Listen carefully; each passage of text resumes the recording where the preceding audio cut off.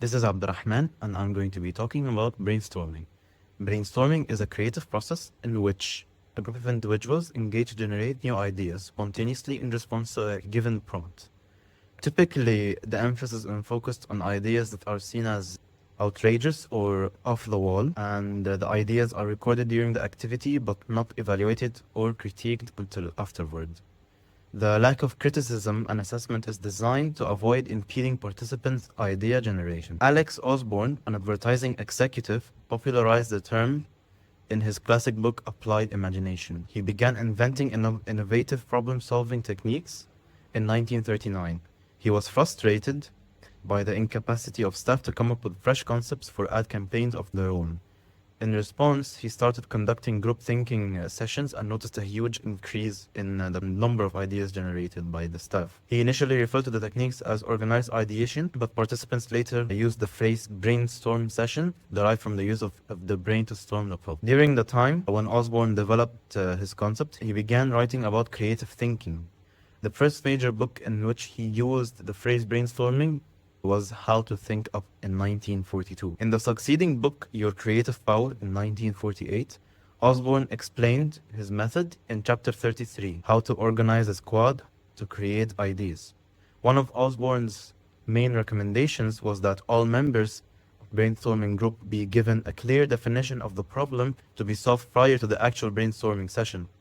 He also stated that the guiding idea is that the challenge should be simple and confined to a single goal.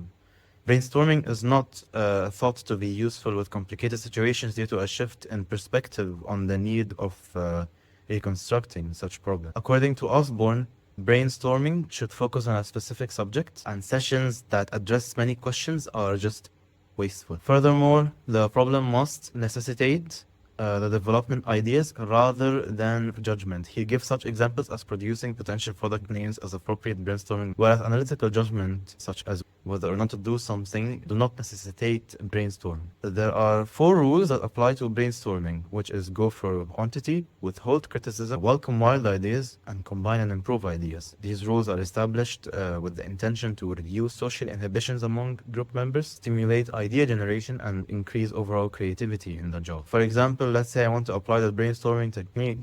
We can apply to an example of a marketing team in a software company, which is tasked to come up with new ways to promote their latest product release and attract new customers. First thing, you're going to assemble the brainstorming team, gather some individuals from different departments with varying backgrounds and perspective, and then set the stage, which is clearly define the problem or challenge the team will be addressing. Here it's just to generate new ideas for promoting the latest product release and attracting more customers. Then I establish ground rules, like explain the brainstorming guidelines to the team, like suspend judgment and avoid the criticism, encourage wild and unusual ideas, aim for quantity over quality at this stage. And then we start the brainstorming session.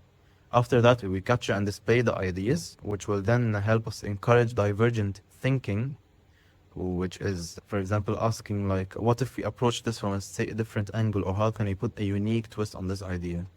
We manage the time and participation, and then evaluate and refine ideas, which will then help us prioritize and select them. By applying this technique, the marketing team can generate a wide range of ideas to promote the products and attract more. Reflecting on this brainstorming process, we use it to address the challenging problem of generating new ideas to promote the product release and attract more customers. This had both positive aspects and some challenges.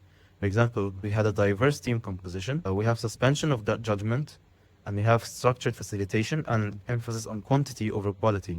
But the challenging was maintaining focus and managing dominant personalities, and as well as time constraint. Overall, the brainstorming technique proved to be an effective approach in addressing the challenge of generating new ideas for promoting the product release and attracting more customers. So by tapping into the collective creativity and diverse perspective of the team, the session yielded a wide range of innovative solutions that the marketing team might not have conceived on their own.